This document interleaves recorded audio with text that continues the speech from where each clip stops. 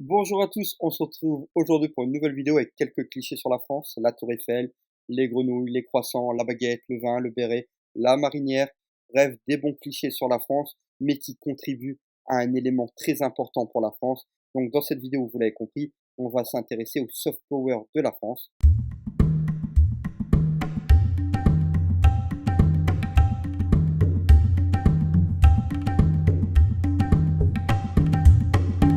Déjà, dans un premier temps, qu'est-ce que c'est que le soft power? C'est un concept qui a été créé dans les années 90 par Joseph Nye, excusez mon accent une nouvelle fois.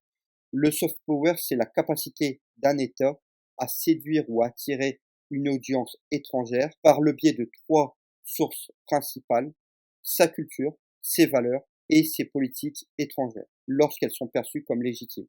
C'est-à-dire comment un pays impose sa présence, son image, sa puissance, sans utiliser la violence et la guerre. Ça, c'est plutôt ce qu'on appelle le hard power.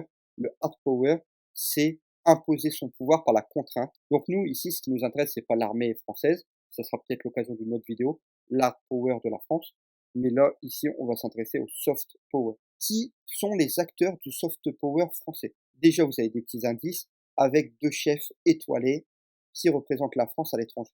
Mais en gros, on peut diviser les acteurs en deux.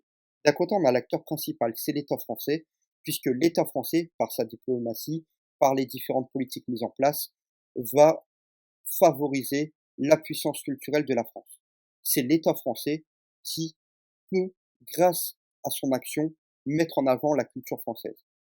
Mais de l'autre côté, la France a besoin d'aide, notamment l'aide d'acteurs privés. C'est par exemple un chef cuisinier qui va ouvrir un restaurant à l'étranger, qui va se faire connaître à l'international. Ça peut être aussi les acteurs français ou les réalisateurs qui vont faire connaître le cinéma français à l'international. On aurait pu prendre aussi l'équipe de France de foot ou Kylian Mbappé qui permettent de faire connaître la France à l'international. Quels sont les atouts du soft power français? Dans un premier temps, le premier atout que je souhaite mettre en avant, celui qui est développé par la diplomatie française, c'est les valeurs de la France. Ces valeurs qui nous viennent des Lumières et de la Révolution française sont l'un des atouts du soft power de la France.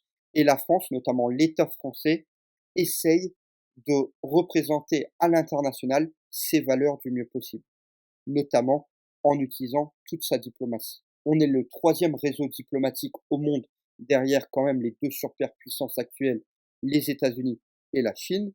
On a 160 ambassades dans le monde et 97 postes consulaires. On est représenté sur les 5 continents. La France est aussi représentée dans 17 missions multilatérales. On est dans l'ONU, on est dans les FAO, dans l'OSCE. La France est représentée dans le Conseil de sécurité de l'ONU. On est aussi présente au G8, dans l'alliance militaire, l'OTAN. On est aussi représenté à la Banque mondiale. On a une femme, Christine Lagarde, qui a été présidente du Fonds monétaire international entre 2011 et 2019, ce qui est énorme. On a l'UNESCO, qui a son siège à Paris. Donc on est vraiment représenté à haut niveau dans la diplomatie internationale. On peut aussi évoquer la somme importante que la France verse en aide pour le développement, 10,6 milliards d'euros en 2021. On a aussi un État français qui a un réseau très important pour défendre sa langue. L'État français joue un rôle important pour la promotion de la langue française, notamment en défendant l'idée que la France est une langue monde, une langue très importante à l'échelle mondiale. Pour cela, elle s'appuie sur des réseaux extrêmement étendus et puissants d'opérateurs qui sont destinés à diffuser cette langue et cette culture française. On a l'Institut français et l'Alliance française. On est représenté dans 130 pays de cette façon. En 2018, le français comptait 51 millions d'apprenants en langue étrangère. C'est-à-dire que 51 millions de personnes dans le monde apprenaient le français en langue étrangère, comme vous pouvez apprendre l'espagnol ou l'anglais. La France s'appuie aussi sur les échanges éducatifs, notamment, vous connaissez le système Erasmus avec les échanges universitaires. Ça permet de accueillir des étrangers en France, de leur faire connaître la France et la culture française. Un autre point qu'on peut évoquer, c'est le tourisme. La France est la principale destination touristique mondiale. C'est le pays qui accueille le plus de touristes par an. Pour nous, c'est aussi très intéressant économiquement, puisque 8% de notre PIB vient du tourisme. C'est énorme. En 2018, avant le Covid, on a accueilli presque 90 millions de personnes. Le tourisme, c'est aussi un enjeu géopolitique, pas seulement économique, puisque quand un visiteur vient en France, ça permet de se familiariser, de découvrir la culture française, sa gastronomie, son architecture, etc. Et ça permet après de faire des échanges, de faire des accords avec différents pays. La gastronomie est un atout du soft power français depuis 1815, quand Talleyrand Périgord a mis en place une stratégie basée sur la gastronomie. Donc déjà en 1815. Depuis 2010, le repas gastronomique français est considéré comme faisant partie du patrimoine immatériel de l'humanité par l'UNESCO. Et plein de chefs sont réputés à l'international. Alain Ducasse possède 70 restaurants dans 7 pays différents.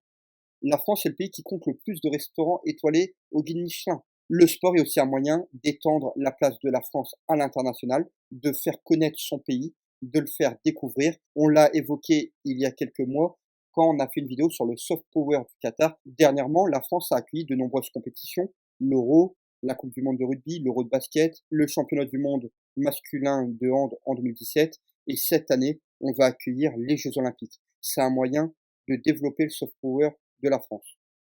Chaque année, on a aussi des événements qui font la une de l'actualité dans le monde entier. Roland-Garros ou le Tour de France, ce sont des événements qui sont mondialement visionnés. On aurait pu évoquer d'autres domaines, des écrivains, des DJ, des chanteurs, des rappeurs, des marques de luxe qui font connaître la France à l'étranger. Mais il ne faut pas oublier non plus le passé, puisque de nombreux artistes ont contribué et contribuent encore aujourd'hui au soft power de la France.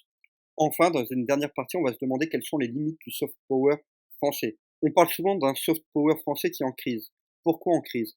L'Afrique était un continent où la diplomatie française se développait énormément et ces dernières années, avec l'arrivée de nombreux acteurs étrangers, notamment la Chine ou la Russie, la place de la France a été remise en question. Il y a eu des événements dernièrement au Mali, au Burkina Faso, où les locaux ont clairement montré leur rejet de la France.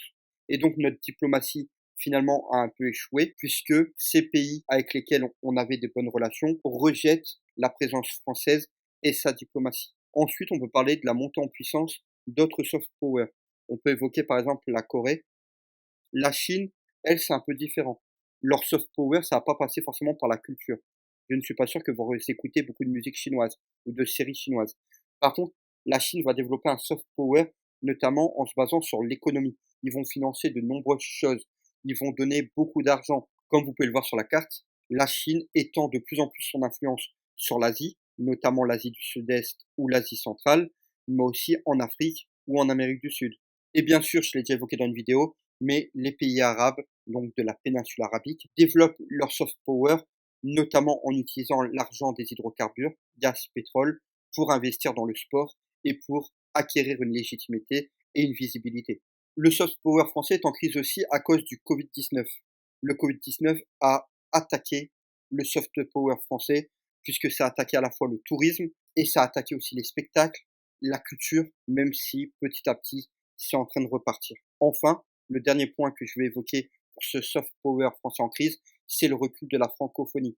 Petit à petit, le nombre de pays où l'on parle français diminue. Certains pays, notamment ici avec l'Algérie, a supprimé le français de l'université pour passer exclusivement à l'anglais. Beaucoup d'anciennes colonies françaises, notamment en Afrique, rejettent petit à petit le français en tant que langue officielle, mais même certains en tant que langue administrative. Je vous ai mis quelques sources que j'ai utilisées pour cette vidéo.